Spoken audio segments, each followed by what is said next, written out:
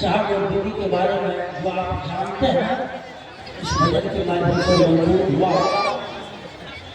मैं अब जो आपके लिए हम सबों के बीच में बैठा करती हैं और जो विषय है, साहब श्री हरिनारायण जी ने कहा, मैं नहीं जानता संसार की दिशा और दशा शिव के बगैर कैसी होगी, पर यह मुझे अनुभूत है कि शिव के साथ यह सृष्टि मानवता सबल होगी, सक्षम होगी, सुभाषित होगी। अस्तु आओ चले शिव की ओर। इस विषय पर मैं निवेदन करना चाहूँगा, प्रार्थना करूँगा आदरणीय श्री शिष्या बरखानंद जी जो उपवन रांची से आपके बीच पधारी है। बरखा देवी हमारे बीच।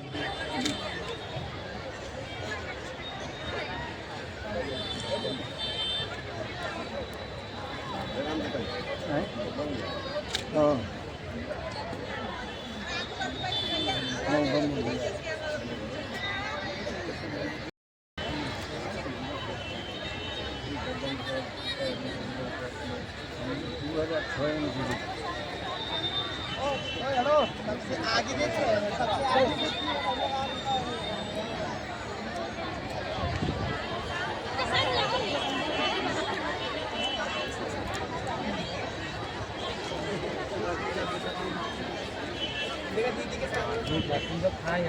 मेरे गुरु महेश्वर शिव को मेरा प्रणाम है। इस कार्यक्रम के प्रथम शिव के शिष्य हम सबों के परम आदरणीय वरीय गुरु भ्राता साहब श्री के चरणों में मेरा प्रणाम है। शक्ति स्वरूपा मां नीना महाराज जी के चरणों में मेरा प्रणाम है और वैशाली के महुआ के इस स्थान पर उपस्थित आप सभी गुरु भाई गुरु बहन के चरणों में मेरा प्रणाम। बैठ नहीं पाते ना, इसलिए इसके जा रहा है। शिव की असीम दया से, अपने गुरु की असीम दया से आज का ये शिव गुरु महोत्सव घटित हो रहा है और भीषण ठंड में भी गुरु भाई गुरु बहन जिस तरह अपने गुरु के कार्य के लिए अपने घरों से निकल पड़े, उससे ये परिलक्षित होता है कि जज्बा अभी बहुत तीव्र है, गति तीव्र है, महादेव का काम अभी बहुत बाकी है और सभी शिव शिष्यों की सहभागिता से ये काम, ये गुरु का कार्य विश्व स्तर पे, जगत गुरु के स्तर पे पूरे जगत में व्याप्त होगा, इसकी प्रबल संभावना है। क्योंकि जहाँ इतने लोगों के सामूहिक प्रयास लगे हों वहाँ कुछ भी संभव है। शिव के जगत गुरु स्वरूप से हम आप जुड़े हैं। मेरे गुरु के शिव। भारत भूमि, भारत देश एक ऐसा देश है जहाँ की मिट्टी में भी ऊर्जा है, जहाँ के जल में, जहाँ की अग्नि में, जहाँ की वायु में और जहाँ से आकाश दिखता है उस आकाश में भी इतनी ऊर्जा है कि वो पूरी दुनिया को प्रकाशित करता है। इसलिए भारत देश को विश्व गुरु भी कहा जाता है। भारत एक ऐसा देश है कि जब जब अज्ञानता ने, संकीर्णता ने, रूढ़िवादिता ने हम सबको अपने जंजीरों में जकड़ा है, हम सबको अपनी संकीर्णताओं में जकड़ा है, तो भारत की इस भूमि के ऊर्जा का एक ऐसा प्रस्फुटीकरण हुआ है जिसने पूरे जगत को रोशन किया है। आपने अभी इस भजन में सुना, शिव साक्षात सिवान में आके गुरुमुख जग को किए। देखिए, शिव गुरु अपने शिष्य की तलाश में, शिष्य गुरु की तलाश करता है, परंतु यहाँ गुरु ने शिष्य की तलाश की।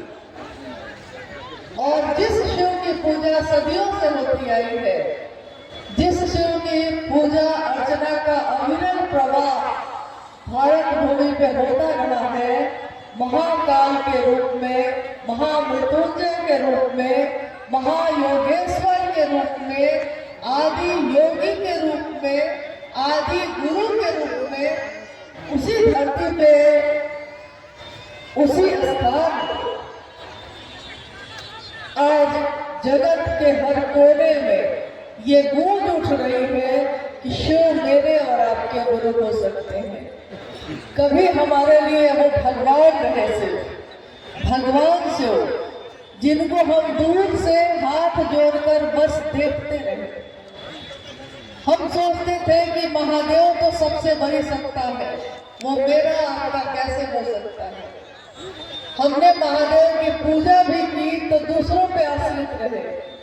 हमने रुद्र अभिषेक भी किया, रुद्र का अभिषेक भी किया, तो किसी के श्लोक पे, किसी के वाक्य पे, किसी के कर्मकांड पे, किसी के ज्ञान कांड पे निर्भर रहे। कभी हमने ये नहीं सोचा कि वो महादेव जो भगवान है, जो देवों का देव है, जो गुरुओं का गुरु, सदगुरुओं का गुरु है, वो मेरे आपके जैसे सामान्य से अति सामान्य लोगों का गुरु भी हो सकता है। हमने तो आज तक यही जाना था कि हर गुरु पात्रता खोजता है। कोई गुरु हो तो शिष्य बनाने से पहले परीक्षा लेता है। हमने ये नहीं जाना था अपने जीवन में, ये नहीं जाना था कि हम अपने हृदय का भाव अर्पित करेंगे और महादेव जो परम सत्ता है, जो परम ब्रह्म है, जो भगवान है, वो मेरे जैसे इंसान का भी गुरु बन सकता है।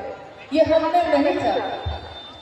कोई आए मानव तन में, अगर साहब श्री का अवतरण न होता, उनका जन्म न होता, उनके मुख से हमने शिव की बात न सुनी होती, इन कानों ने श्रवण न किया होता, तो हमारे गुरु कभी भी शिव नहीं हो सकते थे।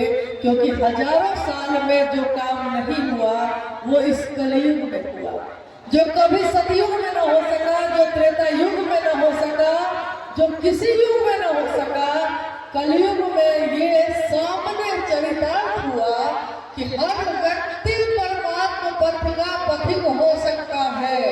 हर मानव में ये पात्रता है कि वो जीव से शिव हो सकता है और मात्र शिव को अपना शिष्य भाव देकर ये काम हो सकता है।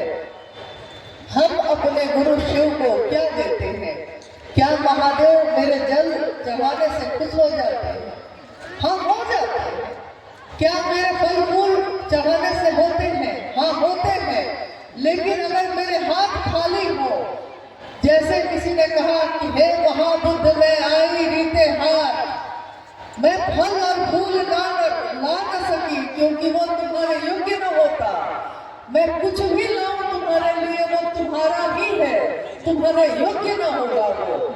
तो जहाँ जो फूल खिला है, मैं उस डाली से उस फूल को अर्पण करती हूँ तुमको, और अपने हृदय की मिट्टी को ही आपके सामने रखती हूँ। मेरे पास और कुछ भी नहीं। अगर हमारे पास होगा भी तो क्या होगा?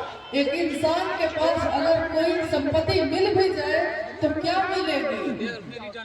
संपत्ति मिले भी तो महल अटारी मिलेगी, सोना चांदी मिलेगा, लेकिन महादेव के सामने इन चीजों की क्या कीमत है? एक घटना है कि एक पति और पत्नी दोनों साधु हो गए। साधु हो गए, अपने जीवन को चलाने के लिए रोज जंगल में जाते थे, लकड़ी काटते, रोज शहर में लाते, बेचते, जो पैसे मिलते उससे भोजन करते, अपना रहन सहन करते, बचता दूसरों गरीबों में बांट देते। पत्नी को लगता था कि पति तो बहुत बड़ा साधु हो गया। उसने अपने पति से कहा, आप जैसा मैं बन जाऊं, ऐसा आशीर्वाद दीजिए। आप तो इतने बड़े साधु हो गए कि आपका मन हर चीज से मुक्त हो गया। एक दिन की घटना है कि पति और पत्नी दोनों जंगल में लकड़ी काटकर सर पे रख के शहर की तरफ जा रहे हैं। उनके बगल से एक घुड़सवार तेजी से घोड़ा दौड़ाता हुआ गुजर गया और गुजरते समय उन्होंने देखा कि एक थैली घुड़सवार के हाथ से छूटकर नीचे गिर रही है। घुड़सवार को पता नहीं चला, वो गुजर गया। पति ने सोचा कि मेरी पत्नी जो पीछे चल रही है, पता नहीं उसके मन में लालच तो नहीं आ जाएगा। उसने पोटली खोलकर देखी, पोटली में स्वर्ण मुद्राएं, सोने के सिक्के थे। पति ने सोचा कि मैं तो साधु हूँ, मुझको तो ये सोना का जो मोहर है, सोने के सिक्के हैं, मुझको तो ये नहीं लुभाएंगे, परंतु कहीं ऐसा ना हो कि मेरी पत्नी को लुभा दे। तो उसने क्या किया कि मिट्टी से उस सोने के सिक्के को ढक दिया। पीछे पत्नी आ रही थी। पति ने कहा तुमने कुछ देखा तो नहीं? पत्नी ने कहा कि नहीं देखा तो नहीं है, लेकिन सच सच बताओ कि बात क्या है। उसके पति ने कहा कि मैं तुमसे झूठ नहीं बोलता, अभी अभी सोने के